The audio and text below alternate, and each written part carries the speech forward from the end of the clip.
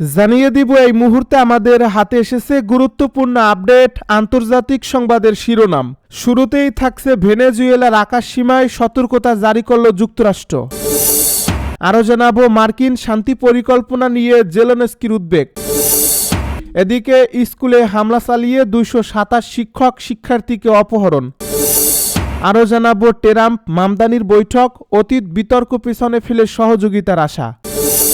সব শেষে জানিয়ে দিব শান্তি পরিকল্পনা মেনে নিতে ইউক্রেনকে সময় বেঁধে দিলেন ট্রাম্প। এতক্ষণ শুনছিলেন হাতে থাকা আপডেট সংবাদের শিরোনাম, এবারে বিস্তারিত। তবে তার আগে অনুরোধ রইল ভিডিওটিতে একটি লাইক এবং কমেন্ট করে জানিয়ে দিন ভিডিও সম্পর্কে আপনার মূল্যবান মতামত। আরও জানিয়ে দিন ভিডিওটি কোথা থেকে দেখছেন বা কোন জেলা থেকে দেখছেন।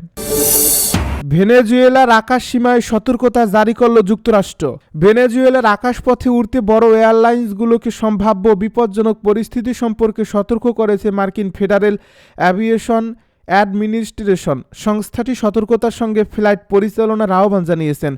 শনিবার মার্কিন সংবাদ মাধ্যম সিএনএনের এক প্রতিবেদনে এই তথ্য জানানো হয়েছে। এপিএ জানায়, ভেনেজুয়েলাকে ঘিরে অবনতি হওয়া নিরাপত্তা পরিস্থিতি ও বাড়তি সামরিক তৎপরতা বাণিজ্যিক বিমানগুলোর জন্য সব উচ্চতার ঝুঁকি তৈরি করতে পারে। এ প্রতিবেদনে বলা হয়েছে, সাম্প্রতিক মাসগুলোতে এই অঞ্চলে বড় ধরনের মার্কিন সামরিক উপস্থিতি দেখা গেছে।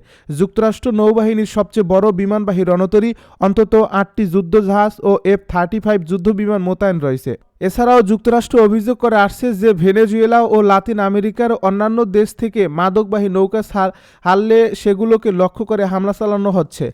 2019 সাল থেকে যুক্তরাষ্ট্রের যাত্রী ও কার্গোবাহী বিমান ভেনেজুয়েলায় সরাসরি যাতায়াত বন্ধ রয়েছে। তবে কিছু মার্কিন এয়ারলাইন্স দক্ষিণ আমেরিকার নির্দিষ্ট রুটে ভেনেজুয়েলার আকাশপথ ব্যবহার করে থাকে। আমেরিকান এয়ারলাইন্স জানায়, তারা গত অক্টোবর থেকেই ভেনেজুয়েলার আকাশসীমা এড়িয়ে চলছে। ডেল্টা এয়ারলাইন্স জানিয়েছে, তারা অনেক আগেই ভেনেজুয়েলার উপর দিয়ে ফ্লাইট বন্ধ করছে। ইউনাইটেড এয়ারলাইন্স এ বিষয়ে মন্তব্য করেনি। নতুন নির্দেশনায় বলা হয়েছে, মার্কিন এয়ারলাইনগুলোকে ভেনেজুয়েলার উপর দিয়ে উড়তে হলে অন্তত 72 ঘন্টা আগে এফএএ-কে জানাতে হবে, তবে এটি ফ্লাইট পুরোপুরি নিষিদ্ধ করছে না। এফএএ জানিয়েছে, সেপ্টেম্বর থেকে ভেনেজুয়েলায় গ্লোবাল নেভিগেশন স্যাটেলাইট সিস্টেমে হস্তক্ষেপ বেড়েছে, যা কিছু ক্ষেত্রে পুরো ফ্লাইট জুড়ে প্রভাব ফেলেছে। পাশাপাশি ভেনেজুয়েলার সামরিক প্রস্তুতি বাড়ানোর লক্ষণও দেখা যাচ্ছে।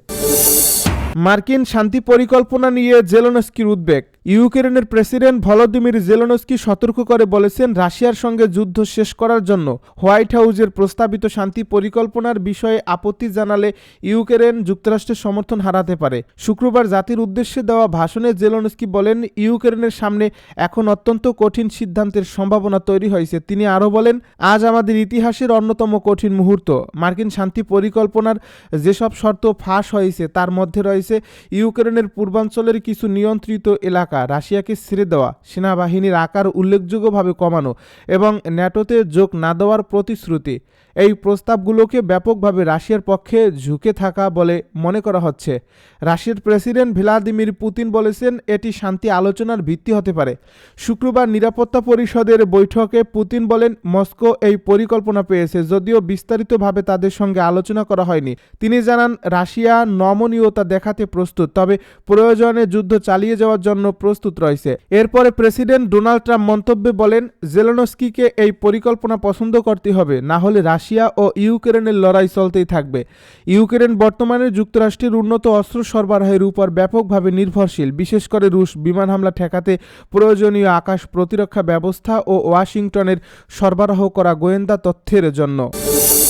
স্কুলে হামলা চালিয়ে 227 শিক্ষক শিক্ষার্থীকে অপহরণ। নাইজেরিয়ার নাইজার রাজ্যে আবারও ভয়াবহ গণ অপহরণের ঘটনা ঘটেছে। এক সপ্তাহে দ্বিতীয়বারের মতো স্কুলে হামলা চালিয়ে অন্তত 227 শিক্ষার্থী ও শিক্ষককে অপহরণ করা হয়েছে। এর আগে একই সপ্তাহে আলাদা ঘটনায় 25 ছাত্রীকে অপহরণ করা হয়েছিল। শনিবার ডেইলি সাবাহর এক প্রতিবেদনে এই তথ্য জানানো হয়েছে। ক্রিশ্চিয়ান অ্যাসোসিয়েশনস অব নাইজেরিয়া জানিয়েছে, পাপিরি কমিউনিটির স্টেট মেরিজ নামের ক্যাথলিক স্কুলে হামলা চালিয়ে 215 শিক্ষার্থী ও 12 শিক্ষককে তুলে নিয়ে যায় সশস্ত্র হামলাকারীরা। সংগঠনের নাইজার রাজ্য শাখার মুখপাত্র ড্যানিয়েল আতরি বলেন, তিনি স্কুলে গিয়ে অভিভাবকদের সঙ্গে কথা বলছেন এবং অপীড়িতদের নিরাপদ প্রত্যাবর্তনের তারা কাজ করছেন। পুলিশ জানিয়েছে, শুক্রবার ভোররাতে এই হামলা চালানো হয়েছে। ঘটনাস্থলে সেনা ও নিরাপত্তা বাহিনী মোতায়েন করা হয়েছে। 12 থেকে 17 বছর বয়সী শিক্ষার্থীদের এই মাধ্যমিক বিদ্যালয়ের পাশে 50টির বেশি ভবন সমৃদ্ধ একটি প্রাইমারি স্কুল রয়েছে। ট্রাম্প ও মামদানির বৈঠক, অতীত বিতর্ক পেছনে ফেলে সহযোগিতার আশা।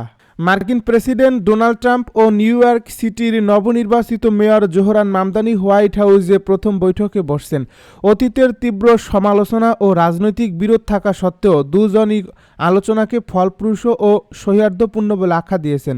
শুক্রবার বৈঠক শেষে সংবাদ মাধ্যমকে ট্রাম্প বলেন, আমাদের দারুণ ও অর্থবহ আলোচনা হয়েছে। নিউ ইয়র্ক শহরকে আরও কর্মক্ষম ও বাসযোগ্য করতে আমরা দুজনই প্রতিশ্রুতিবদ্ধ।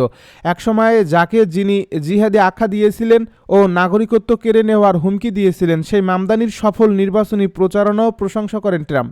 মামদানি সাংবাদিকদেরকে জানান, আলোচনায় তিনি ভাড়া, নিত্যপণ্যের দাম, ইউটিলিটি বিল ও জীবনযাত্রার ব্যয় সংকট সহ সাধারণ নিউ ইয়র্কবাসীর উদ্বেগ তুলে ধরছেন।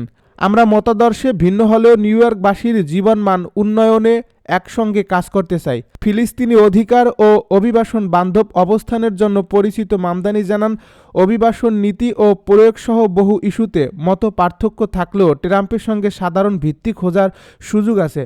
তিনি মার্কিন অবিরাম যুদ্ধ বন্ধ করা এবং জীবনযাত্রার ব্যয় কমানোকেই অগ্রাধিকার বলে উল্লেখ করেন। ডোনাল্ড ট্রাম্প বলেন, জীবনযাত্রার ব্যয় নিয়ে মামদানির অবস্থান তার অনেক ভোটারের সঙ্গেও মিল রয়েছে। তিনি বলছেন, তার অনেক ভোটার আমাকে সমর্থন করছেন, এটা আমি স্বাগত জানাই। নিউ ইয়র্ক সিটির 8.5 মিলিয়ন মানুষের 1/4 দারিদ্র্যসীমার নিচে বসবাস করে। এ তথ্য তুলে ধরে মামদানি আশা প্রকাশ করেন, সহযোগিতা হলে পরিস্থিতি বদলানো সম্ভব। শান্তি পরিকল্পনা মেনে নিতে ইউক্রেনকে সময় বেঁধে দিল ট্রাম্প। মার্কিন প্রেসিডেন্ট ডোনাল্ড ট্রাম্প বলছেন, ইউক্রেনের জন্য যুক্তরাষ্ট্র সমর্থিত শান্তি প্রস্তাব গ্রহণের উপযুক্ত সময়সীমা হল বৃহস্পতিবার। ফক্স নিউজ রেডিওর দ্য ব্রায়ান কিলমিট শোয়ে শুক্রবার দেওয়া এক সাক্ষাৎকারে ট্রাম্প বলেন, আমি অনেক সময়সীমা দিয়েছি, কিন্তু যদি মনে হয় বিষয়গুলো ভালোভাবে এগোচ্ছে তখন সাধারণত সময়সীমা বাড়ানো হয়, তবে আমরা মনে করি বৃহস্পতিবারই উপযুক্ত সময়। এদিকে ইউক্রেনের প্রেসিডেন্ট ভলোদিমির জেলেনস্কি শুক্রবার বলেছেন, তিনি মার্কিন নেতৃত্বাধীন শান্তি প্রক্রিয়ায় ইউক্রেনের স্বার্থের সঙ্গে বিশ্বাসঘাতকতা করবেন না। তিনি সতর্ক করে বলেছেন, কিয়েভ তার ইতিহাসের সবচেয়ে বিপজ্জনক মুহূর্ত, একটি গুরুত্বপূর্ণ অংশীদার হারানো এবং তার জাতীয় মর্যাদা হারানোর মধ্যে একটি বেছে নেওয়ার মুখোমুখি। ইউক্রেন যুদ্ধের অবসানের জন্য একটি 28 দফা শান্তি পরিকল্পনা তৈরি করছে যুক্তরাষ্ট্র, যা ইউক্রেন, রাশিয়া এবং ইউরোপের আগ্রহী দেশগুলো আলোচনা করছে। এই পরিকল্পনাটি অনুসারে রাশিয়া, যারা যুদ্ধক্ষেত্রে ধীরে ধীরে অগ্রসর হচ্ছে এবং ইউক্রেনের প্রায় 1/5 অঞ্চল নিয়ন্ত্রণে রেখেছে, তারা অনেকটাই পেয়ে যাবে যা তারা চায়। তবে এতে এমন কিছু প্রস্তাবও আছে যা মস্কোর জন্য অস্বস্তিকর, কারণ সেগুলো মানলে রাশিয়া তার ঘোষিত যুদ্ধ লক্ষ্য পুরোপুরি অর্জন করতে পারবে না এবং দখলকৃত কিছু এলাকা থেকে সেনা সরাতে হবে। এর আগে যুক্তরাষ্ট্রের কর্মকর্তারা দাবি করছিলেন, এ শান্তি পরিকল্পনার অধিকাংশ শর্ত মেনে নিয়েছে ইউক্রেন। তবে শুক্রবার এ দাবি অস্বীকার করেছেন ইউক্রেনের প্রেসিডেন্ট ভলোদিমির জেলেনস্কির শীর্ষ নিরাপত্তা কর্মকর্তা।